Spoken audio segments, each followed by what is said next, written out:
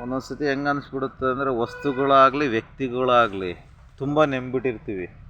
ಯಾವ ಥರ ಅಂದರೆ ಒಂದು ಡಿಪೆಂಡ್ ಅಪ್ಪು. ಈಗ ಯಾರು ಒಬ್ಬ ಫ್ರೆಂಡ್ ನೋಡ್ದೆ ಹೋದ್ರೆ ಇರೋಕ್ಕೆ ಆಗಲ್ಲ. ಕೆಲವೊಂದು ವಸ್ತುಗಳು ಹೋದ್ರೆ ಒಂದು ಗಾಡಿನೇ ಆಗಲಿ ನಾವು ಇಷ್ಟಪಟ್ಟು ತಂದಿರ್ತೀವಿ, ಆ ಗಾಡಿ ಇಲ್ಲ ಅಂದರೆ ಅಲ್ಲಿ ಇರೋಕ್ಕಾಗಲ್ಲ, ಏನೋ ಕಳ್ಕೊಂಡಂಗೆ ಆಗ್ಬಿಟ್ಟಿರುತ್ತೆ. ಅಂದರೆ ಅದು ಡಿಪೆಂಡ್ ಅಪ್, ನಾವು ಅದನ್ನೇ ನಂಬಿಟ್ಟಿರ್ತೀವಿ.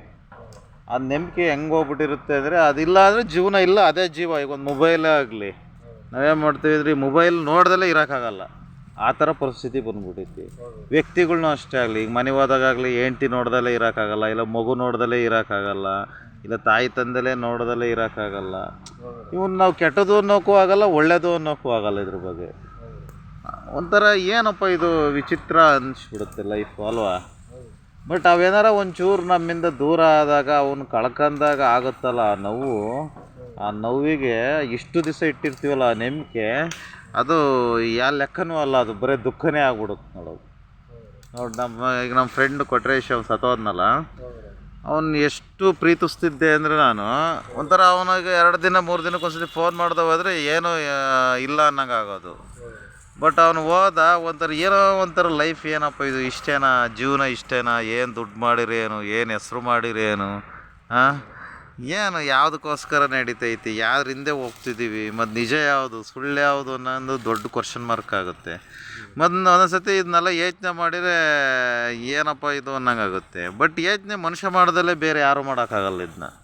ಇಷ್ಟಕ್ಕೊಂದು ಜೀವರಾಶಿಗಳು ಯಾವ ಈ ಥರ ಮಾಡೋಕ್ಕಾಗಲ್ಲ.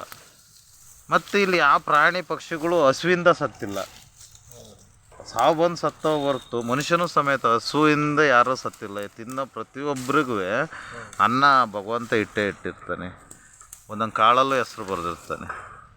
ನಾವು ನಮ್ಮಲ್ಲಿರೋ ಅತಿಯಾಸೆಗಳು, ದುರಹಂಕಾರಗಳು ನಮಗೆ 7 ತಲೆಮಾರಿಗೆ ಮಾಡೋಕ್ಕೆ ಹೋಗಿ ಇರೋ ನೆಮ್ಮದಿನ ಕಳ್ಕೊಂತಿದ್ದೀವಿ. ಬಟ್ ಮನುಷ್ಯ ಭಾಳ ಕ್ರೂರಿನೂ ಹೌದು, ಬುದ್ಧಿವಂತನೂ ಹೌದು, ಎಲ್ಲದೂ ಹೌದು. ಬಟ್ ಅವನು ಯಾವ ಥರ ಬೆಳೆಸ್ಕೊಂತಾನೆ ಅದ್ರ ಮೇಲೆ ಡಿಪೆಂಡಪ್ ಆಗುತ್ತೆ. ಮೇನ್ ಬಂದ್ಬಿಟ್ಟು ಮನುಷ್ಯ ಬುದ್ಧಿ ಕಲಿಬೇಕು ಅಂದ್ರೆ ಅವನು ಜ್ಞಾನ ತಿಳಿಬೇಕು. ಅವನು ಮಾನವನ ಜನ್ಮ ಹುಟ್ಟಿರೋದೇ ಜ್ಞಾನ ತಿಳಿಯೋಕ್ಕೋಸ್ಕರ. ಅಜ್ಞಾನ ಅನ್ನೋದು ಇದೆ, ನಾವು ವಸ್ತು ವ್ಯಕ್ತಿಗಳ ಮೇಲೆ ಇಡೋದು. ಜ್ಞಾನ ಅನ್ನೋದು ಇದು ಬಿಟ್ಟು ಬೇರೆ ಐತಿ, ವಸ್ತು ಇಲ್ಲ, ಇಲ್ಲ ವ್ಯಕ್ತಿನೂ ಇಲ್ಲ. ಬಟ್ ಇದ್ರ ಮಧ್ಯದಾಗ ಒಬ್ಬ ಬದುಕ್ತಾನೆ.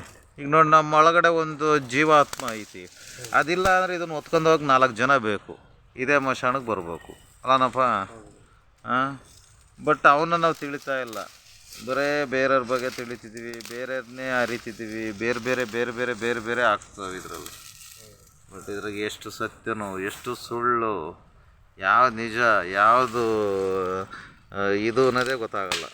ಆದರೂ ಒಂಥರ ಚೆನ್ನಾಗೈತಿ ಲೈಫು. ತಿಳಿಬೇಕು, ತಿಳಿದ ಹೋದ್ರೆ ನಿನಗೆ ಅದು ಗೋಳಾಟ ಐತಿ. ಗೋಳಾಟ, ಬೇಜಾರ, ಸಂಕಟ, ಆಮೇಲೆ ಒಂಥರ ಜೀವನ ಒಂದು ಕ್ವಶನ್ ಮಾರ್ಕ್ ಆಗುತ್ತೆ.